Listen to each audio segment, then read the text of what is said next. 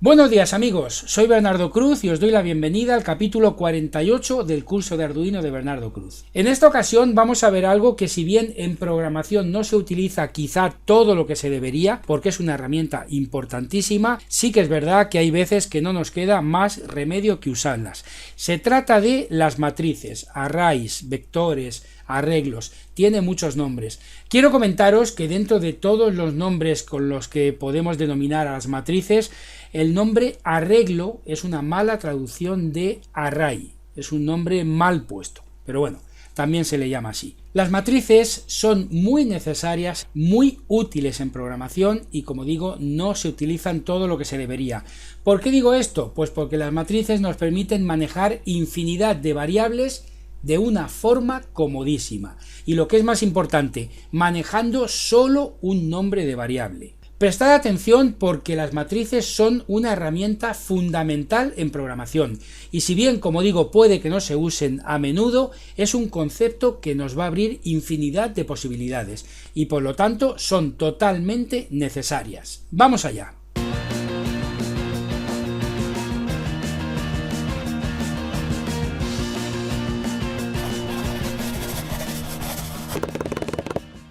Antes de nada, vamos a ver un ejemplo práctico de cuándo nos haría falta utilizar una matriz y, sin duda, este ejemplo va a ser más clarificador que 1000 palabras. Mirad los valores que tenemos en pantalla. Se trata de un montón de valores numéricos. En este caso vamos a imaginar que se trata de estocaje, que se trata de cantidades de artículos que tenemos en almacén. 123, 268, 341, 487, etc. ¿De acuerdo? 10 cantidades numéricas que, si queremos guardarlas en variables, necesitaríamos 10 variables, ¿verdad? Por ejemplo, número 1, número 2, número 3, hasta número 10. Y cada una de ellas igualándola a su valor, es decir, introduciendo en ella el dato mediante el operador lógico igual a, para que número 1 sea igual a 123, número 2 sea igual a 268, etcétera, etcétera. Aunque usar 10 variables sería un tostón, tampoco es descabellado, ¿no? ¿Qué programa informático no usa 10 variables y muchísimas más? Pero imaginad que tenemos 100 números, 100 valores, imaginad que tenemos 1000, 1.000.000. No podemos usar 1000 variables, no podemos usar 1.000.000 de variables. Y ya os digo que todos los programas informáticos que manejan datos usan listas, usan colecciones, usan matrices, en fin, usan este tipo de estructuras que vamos a ver en este capítulo. Bien, pues para este tipo de manejo de datos tenemos las matrices. Los datos son los mismos, es decir, los contenemos igual, ya sea en 1000 variables, cada una con su valor, que en una matriz de 1000 elementos. Pero en programación no es lo mismo, ni muchísimo menos, manejar 1000 variables que una sola variable. Vamos a llamarle así, una matriz. No es una variable porque es un contenedor de variables, pero un solo nombre, un solo objeto. 1000 variables son 1000 objetos que contienen 1000 valores. Una matriz, aunque tenga 1000 elementos dentro, 1.000.000, 10 millones de elementos, es un objeto. Por lo tanto, el manejo es muchísimo más cómodo, muchísimo más sencillo para nosotros y nos facilita enormemente el código de programación. Podríamos decir que una matriz, array, vector, arreglo, como queramos llamarle, es una colección de datos. Bien, ¿cuáles son los pros y los contras de usar una matriz? Bueno, los pros han quedado más que claros. Manejabilidad, organización y comodidad en programación al manejar solo un objeto.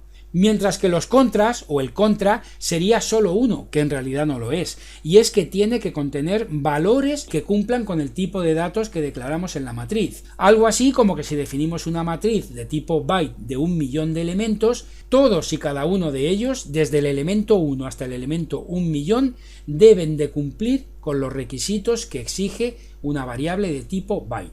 Tienen que ser 1.000.000 de datos de tipo byte. Este es el único contra y, como digo, en realidad no lo es porque no se trata sino de otro pro. Bien mirado, se trata de otra ventaja que añadir en cuanto a la estupenda organización de los datos que nos permiten las matrices, y todo ello declarando solo un objeto. Y bien, ¿cómo se maneja una matriz? ¿Cómo accedo yo a cada uno de los elementos? Pues muy sencillo, por su nombre y entre paréntesis el índice del elemento al que queremos hacer referencia.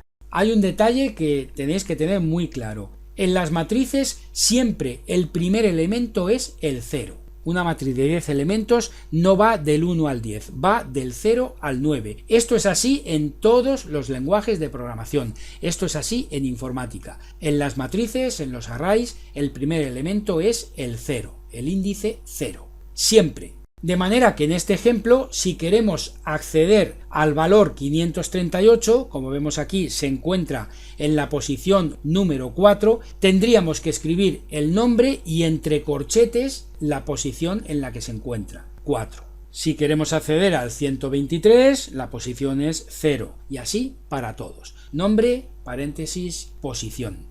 Las matrices pueden ser multidimensionales o unidimensionales. Multidimensionales son con muchas líneas, en cuyo caso haríamos referencia a dos índices, uno para las líneas y otro para las columnas. Sería algo así como jugar a los barcos. Y las unidimensionales, que como su propio nombre indica, son las que tienen una sola dimensión, una única línea. De momento vamos a centrarnos en este tipo de matrices, en este tipo de arrays, porque es más que suficiente, ya que podemos introducir el número de elementos que queramos, sin límite.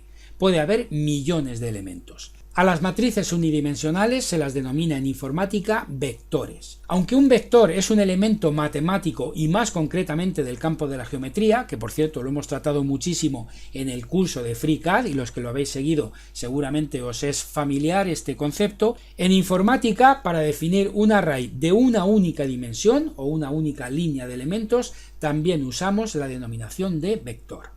Bien, pues vamos a hacer un código en Arduino en el que vamos a introducir este vector con 10 elementos y vamos luego a imprimirlos uno a uno. En este capítulo solo vamos a estudiar software, código, y no vamos a ver hardware, no vamos a ver componentes electrónicos.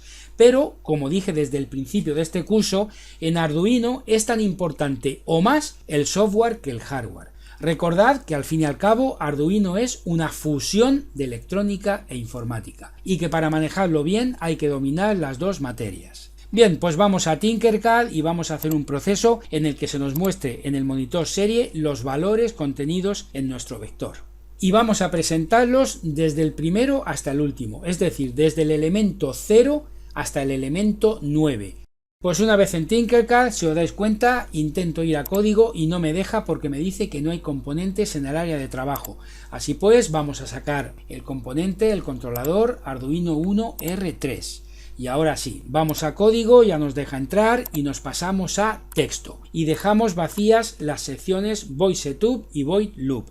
Lo primero será declarar la matriz o vector al principio del programa. Se declara casi igual que una variable. Tipo de dato que va a contener, nombre, lógicamente, y unido a nombre, entre corchetes, el número de elementos que va a contener. Así pues, escribimos int, va a ser una matriz que va a contener valores de tipo integer, le vamos a llamar números, porque va a contener eso mismo, números, valores, y entre corchetes vamos a especificar que son 10 elementos. Y ahora tenemos dos opciones, especificar aquí mismo en la declaración del vector los elementos que van a ser, o dejarlo para más adelante, es decir, especificarlo luego en el código. ¿Qué diferencia hay? ¿Cuándo se hace de una forma y cuándo de otra? Bueno, en este caso, como tenemos claro los elementos que van a ser, los podemos perfectamente y debemos dejar puestos ya en la propia declaración y ya nos podemos olvidar, ya queda hecho. Por el contrario, cuando los elementos pueden cambiar durante el transcurso del proceso, del programa,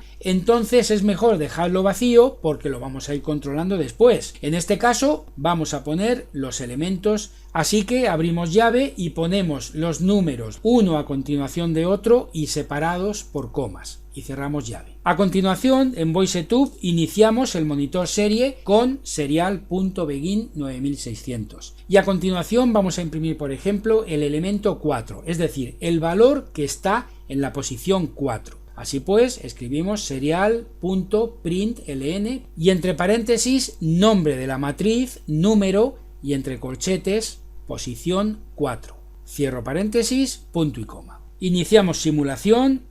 Y vemos que en el monitor serie se imprime el 538. En la posición 4, en el elemento 4, está el valor 538. Si quiero ahora imprimir el valor que está en la posición 7, pongo aquí un 7, ejecutamos el programa y aquí lo tenemos, 834. Bien, como veis, el uso de matrices es sencillísimo. Solo manejamos un objeto y estamos en realidad manejando 10 valores, equivalente a manejar 10 variables. Como curiosidad os comento que en el caso de escribir los valores en la declaración del vector no es necesario que especifiquemos el número de elementos que contiene, puesto que al escribirlos estamos ya determinando qué valores serán y obviamente cuántos valores serán. Está claro, ¿no? Entonces sería redundante escribir 10 y a continuación poner esos 10 valores separados por coma. Entonces aquí en la declaración podemos quitar de los corchetes el número 10. Eso sí, los corchetes hay que dejarlos porque es el identificativo de que estamos declarando una matriz y no una variable. Bueno, pues ahora vamos a presentar los valores del vector del elemento 0 al elemento 9, 10 valores. Y vamos a usar para ello el conocido bucle for. Así pues, en el área de declaración de variables, declaramos contador como variable para el bucle. Por lo tanto, bite contador, punto y coma. Vamos a void loop y ponemos en marcha el bucle for con la orden for, paréntesis, contador igual a 0, punto y coma, mientras que contador sea menor o igual a 9, punto y coma, y con incremento de 1, contador más más. Cerramos paréntesis y abrimos llave. Vamos a copiar el serial.println del void setup y lo vamos a pegar aquí en la sección void loop dentro del bucle. Y el valor que tiene concreto del elemento al que está apuntando lo vamos a cambiar por la variable del bucle para que vaya apuntando cada vuelta a un elemento correlativamente, o sea, por orden del 0 al 9. Por lo tanto, corchete contador. Y en la línea de arriba vamos a poner serial.println y entre paréntesis contador, para que nos vaya especificando el número de elemento, el número de índice. ¿De acuerdo? Creo que así va a estar muchísimo más claro. Perfecto, pues al final vamos a poner un retraso de un segundo para ver más claramente la presentación de cada uno de los elementos. Iniciamos simulación y como vemos empiezan a aparecer en el monitor serie los elementos correlativamente del 0 al 9. Elemento 0, 123, 1, 268, 2, 341, 3, 487, 4, 538, etcétera, etcétera, etcétera. Como vemos, al llegar al último elemento, al 9, que contiene el valor 1098, el bucle termina, el proceso termina, pero vuelve a ejecutarse al estar dentro del procedimiento void loop, empezando de nuevo por el elemento 0. Como ya sabéis perfectamente, void loop repite de manera continua el programa que contiene. Esa es la verdadera esencia de Arduino, la repetición. Si iniciamos un proceso en el que un sensor de movimiento ha de activar una alarma cuando detecte movimiento, dicho proceso ha de estar repitiéndose constantemente a la espera de detectar ese movimiento que ha de poner en marcha la alarma. Si ponemos en marcha un coche que siga una línea, los sensores que han de detectar dicha línea están en marcha infinitamente a la espera de que eso ocurra, y cuando es así, la siguen mientras la línea exista. Un detector de obstáculos por ultrasonidos está metido en un proceso repetitivo en el cual está constantemente lanzando ultrasonidos a la espera de que estos ultrasonidos choquen con un obstáculo y entonces lo detectan. Y así podríamos poner un larguísimo etcétera de ejemplos que englobarían sin ninguna excepción todos los procesos en Arduino. Por lo tanto, aprovecho este capítulo para comentaros algo que hemos estado viendo desde que empezó el curso, y es que el pilar fundamental de la programación en Arduino es la repetición continua, no me gusta decir infinita, del proceso a la espera de que ocurran eventos para, dependiendo de estos, tomar decisiones y ejecutar acciones. Amigas, amigos, manteneos pendientes del curso porque continuamos avanzando. Vamos despacito, pero vamos avanzando. En el próximo capítulo vamos a ver cómo manejar una matriz, o mejor dicho, los elementos que contiene una matriz, el contenido de una matriz, accediendo a sus elementos tanto hacia adelante como hacia atrás, es decir, avanzando en sus elementos como retrocediendo. Y esto lo vamos a ver de una forma muy pintoresca, muy original, ya veréis qué forma. Así que amigos, amigas, espero que os haya gustado el capítulo. Si es así, haced clic en me gusta, suscribíos al canal para estar al tanto de los vídeos que vamos subiendo. Así que amigos, os espero. No faltéis. ¡Hasta luego!